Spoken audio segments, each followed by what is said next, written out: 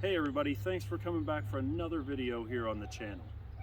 Now I've had a lot of questions lately about how to properly use a fertilizer spreader, how to get down the right amount of product based on bag rates or suggested product rates on bags. So I wanted to do a quick video here on how to properly measure products out, put them in your spreader, and how to properly calibrate the settings so you can put down the right amount of product as recommended on your lawn. So stay tuned.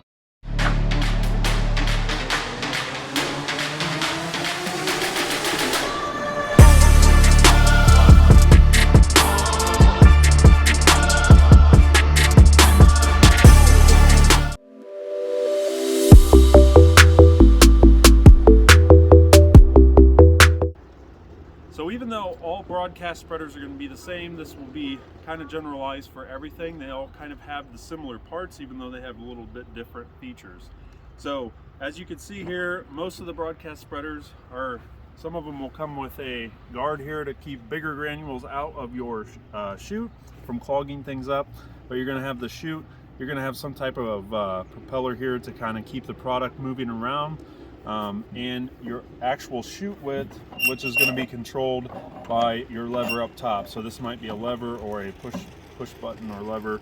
I've seen them do a lot of different things, but this is going to be key in making sure that this is even and you're getting even spread on the lawn. Now the other key feature of most spreaders is having one with an edge guard. Now the edge guard is key when you're coming along a sidewalk or landscape bedding, to where you can flip this down and it won't throw product to the left or right side, wherever your edge guard is at, to ensure that you're keeping the product on the lawn and off of where you don't want it to go. And of course you can flip it up when you get back into the open lawn, which we'll demonstrate here in a little bit, to make sure you have a nice even path across the lawn.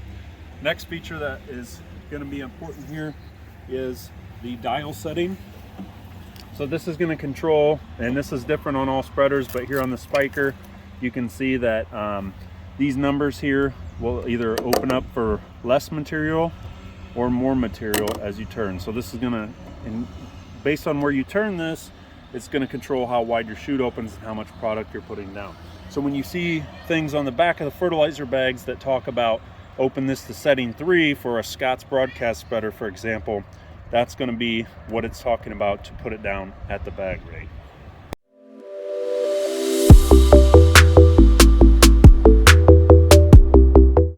So I'm going to put down some pelletized gypsum today, and the rate I'm going to go at is 26 pounds of pelletized gypsum per 1,000 square feet. Now these come in 40-pound bags, so you're probably wondering, how in the world am I going to get 26 pounds per 1,000 square feet and figure this out? Now I have a very cheap solution here, and it involves a cheap luggage scale off Amazon and a cheap bucket from the hardware store or whatever you have laying around. So knowing that I usually spread in 2,000 square foot sections based on how I've measured out my lawn, which if you have questions about lawn measuring, check out the video up in the corner in relation to lawn measuring, and I'll show you an easy way to do that so you know different sections of your lawn. And after you do this for so long, you just kind of memorize what 2,000 square feet is, and you'll know that that's what you can lay down. But if you're a beginner, I would stick with 1,000 square feet sections and measure out your product from there. So knowing that 26 pounds per 1,000 square feet equates to 52 pounds per 1,000 square feet. The 52 pounds is actually per 2,000 square feet. I just double it. So I'm going to take one 40-pound bag, fill it in the hopper, and then I'm going to take another bag and weigh out 12 more pounds of this and get it into the hopper. So stick with me.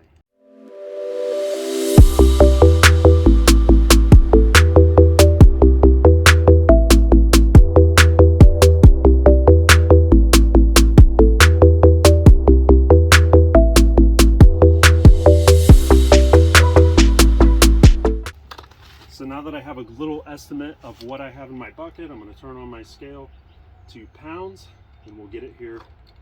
And this thing, the reason I opted with this, it's very easy to just pick up in a bucket, and there we go, about 11.7 pounds, which is about 12. It doesn't need to be exact.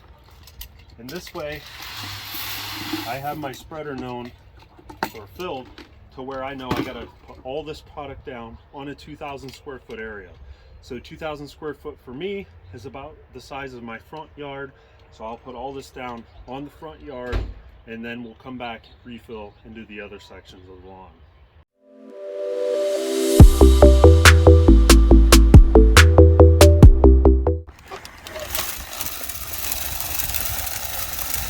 Now the first thing I like to do is put my edge guard down and make a perimeter pass around the area that I'm going to spread product on, ensuring that I keep the product off of the walkways and out of the landscaping beds.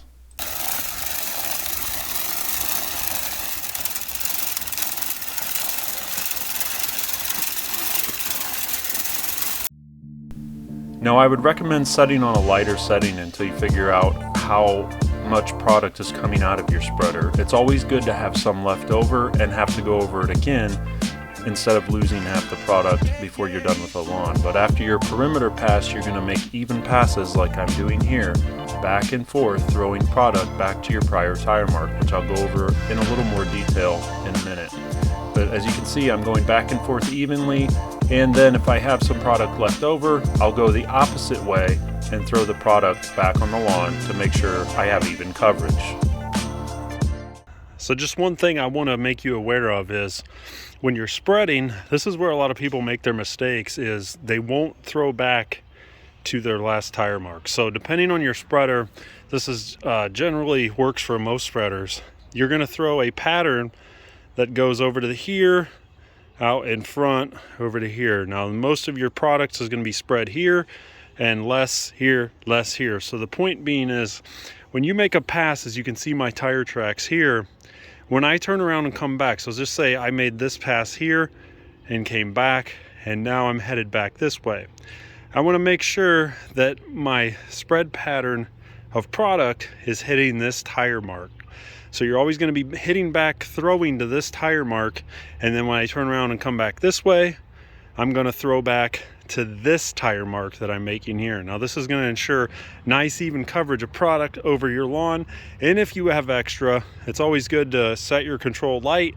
That way, in case you don't cover it all, you'll have extra product to hit the spots you miss. But if you have extra, I like to turn around and go the opposite direction just to make sure that I get even coverage over the entire lawn. And this also ensures you're not going to get those zebra stripes or any fertilizer burn, depending on what you're putting down. Next thing I would recommend is always make sure that when you're not going on your regular pass around, or your perimeter pass on the outside, to make sure that your edge guard here is up. Now one thing I don't like about this spiker is this spring isn't very heavy, so I do have a strap, you can probably see here, that I've learned to put this up and make sure. Otherwise, if it flips down and you don't notice, you're not going to be spreading the product evenly. Now that's not as crucial with gypsum, but I still want to make sure that I give an even spread on this, especially with any type of fertilizers you're putting down, to make sure you're not striping the lawn or burning anything.